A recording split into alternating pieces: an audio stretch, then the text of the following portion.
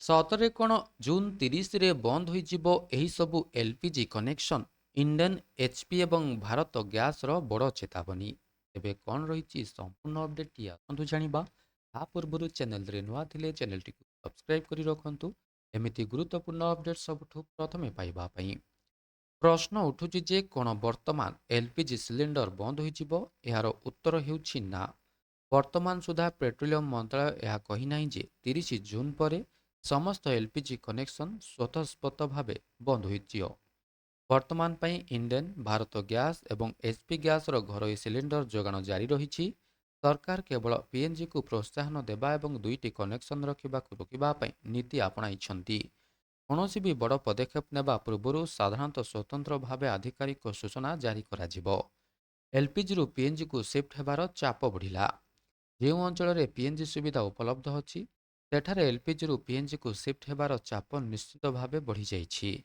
ଯଦି ଆପଣଙ୍କ ଅଞ୍ଚଳରେ ପିଏନ୍‌ଜି ସୁବିଧା ଅଛି, ତେବେ ସ୍ଥାନୀୟ ଗ୍ୟାସ୍ ବିତରକ କମ୍ପାନୀ ସହ ଯୋଗାଯୋଗ କରନ୍ତୁ ଏବଂ ପିଏନ୍‌ଜି କନେକ୍ସନ୍ ପାଇଁ ଆବେଦନ କରନ୍ତୁ। ଏଲ୍‌ପିଜି ଏବଂ ପିଏନ୍‌ଜି ଉଭୟ କନେକ୍ସନ୍ ଏକା ସଙ୍ଗେ ରଖିବାର ନିୟମ ବିଷୟରେ ସୂଚନା ନିଅନ୍ତୁ। କୌଣସି ବି ଗୁଜବ ଉପରେ ବିଶ୍ୱାସ କରନ୍ତୁ ନାହିଁ ଏବଂ ଆଧିକାରିକ ସୂଚନାକୁ ଅପେକ୍ଷା କରନ୍ତୁ। ତେବେ କ'ଣ ଅଟେ ନୂଆ ଏଲ୍‌ପିଜି ଆଉ ପିଏନ୍‌ଜି ନିୟମ? କେନ୍ଦ୍ର ସରକାର ମାର୍ଚ୍ଚ 2026ରେ ଏକ ନିର୍ଦ୍ଦେଶ ଜାରି କରିଥିଲେ, ଯାହା ଅଧୀନରେ ଯେଉଁଠାରେ ପିଏନ୍‌ଜି ନେଟୱାର୍କ ଉପଲବ୍ଧ ଅଛି, ସେଠାରେ ଗ୍ରାହକମାନଙ୍କୁ ଧୀରେ ଧୀରେ ପିଏନ୍‌ଜି ଆପଣାଇବା ପାଇଁ କୁହାଯାଇଛି। ଏହା ସହିତ ନୋ ଡୁଆଲ୍ କନେକ୍ସନ୍ ପଲିସିକୁ ଲାଗୁ କରାଯାଇଛି।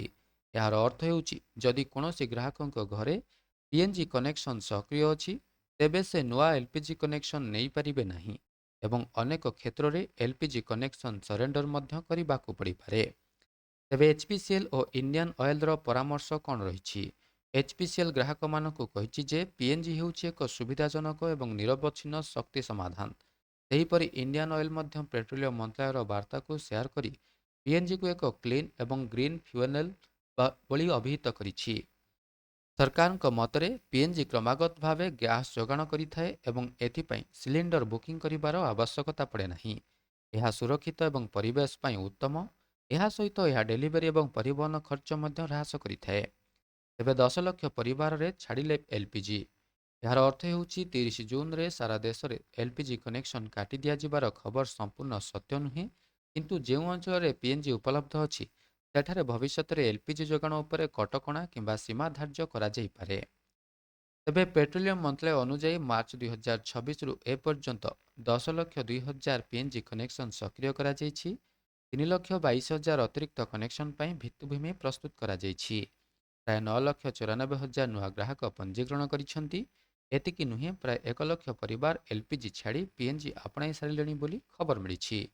ତେବେ ଏହା ଥିଲା ସମ୍ପୂର୍ଣ୍ଣ ଅପଡେଟ୍‌ଟି। ଭିଡ଼ିଓଟି ଭଲ ଲାଗିଥିଲେ ଭିଡ଼ିଓଟିକୁ ଲାଇକ୍ କରନ୍ତୁ, ସେୟାର କରନ୍ତୁ ଏବଂ ଚ୍ୟାନେଲଟିକୁ ସବସ୍କ୍ରାଇବ୍ କରିବା ପାଇଁ ଭୁଲନ୍ତୁ ନାହିଁ।